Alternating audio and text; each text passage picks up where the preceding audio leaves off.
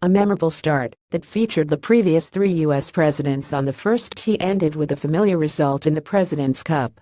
The Americans are out to another big lead in the event they haven't lost in nearly 2 decades. PGA champion Justin Thomas made his professional team debut with a short day of work as he and Ricky Fowler lost only 2 holes in a 6-4 victory. Jordan Spieth holed a 35-foot putt that sent him and Patrick Reed to another victory. Dustin Johnson and Matt Kuchar remained unbeaten. The Americans won the opening session for the 6th straight time in the President's Cup and built a 121-12 lead Thursday after the opening foursomes matches. Phil Mickelson, playing in his 23rd consecutive team competition, ended the tough, windswept afternoon at Liberty National by missing an 8-foot par putt, or the U.S. lead would have been even greater. He and Kevin Kisner were one down with 2 holes remaining to Jason Day and Mark Leishman, so a half-point wasn't bad. Mickelson's only complaint was that he botched his selfie with former presidents Bill Clinton, George W. Bush and Barack Obama, with barely his head showing. For the most part, everything else went the Americans' way.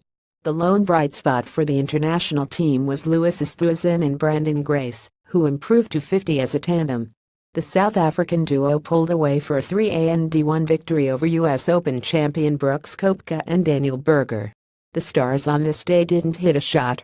The leader of every country where the President's Cup is held are invited to be honorary chairman, but this was the first 3 U.S. presidents together at this event, sitting together in a box on the first tee, and then posing with the trophy, the players and their wives. I was looking forward to this President's Cup for a very long time, and I didn't expect all the presidents to be there, Charles Schwartzel of South Africa said. Just to get to meet them was a dream come true for me. Then to hit that first tee shot with the wind pumping off the right was quite intimidating. Wind gusts topped 20 miles per hour and felt even stronger on exposed areas of Liberty National, which sits across New York Harbor from Manhattan. The par 3 10th hole was so difficult to judge the wind that Adam Scott hit a tee shot that sailed over the green into a hazard, while Spieth in the match behind him came up some 60 feet short of the hole in a bunker. The Americans have a 911 lead in this series, their lone loss in 1998 at Royal Melbourne a few weeks before Christmas. Friday features 5 matches of 4 balls, followed by a full day of foursomes and 4 balls Saturday in the decisive Sunday singles. Saunders shoots a 59 at Web.com Tour Championship. Sam Saunders, Arnold Palmer's grandson, shot a 12 under 59 on his home course Thursday in the first round of the Web.com Tour Championship.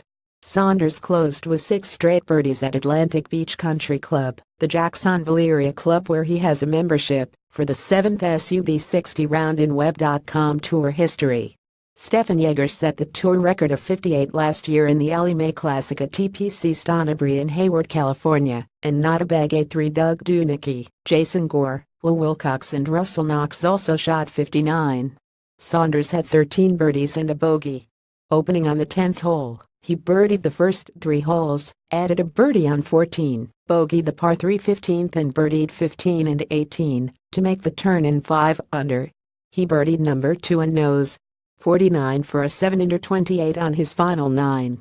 The 30-year-old Saunders is trying to regain his PGA Tour card in the Favent Web.com Tour Finals after finishing 129th in the FedEx Cup standings. He entered the week 24th in the race for 25 PGA Tour cards with $27,900 in the first 3 events. He tied for 11th in the Nationwide Children's Hospital Championship, tied for 40th in the Albertsons Boise Open, and missed the cut in the DAP Championship. Fellow Atlantic Beach member Steve Wheatcroft and Matt Atkins were tied for 2nd at 62, and Tyler Duncan and Ben Silverman shot 63. Wheatcroft entered the week 23rd with $29,025 after finishing 179th in the FedEx Cup standings. Duncan came into the tournament 13th with $43,158, more than enough to secure a card.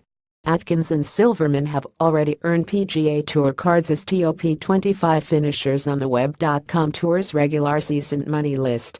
They are trying to improve their status. Caption.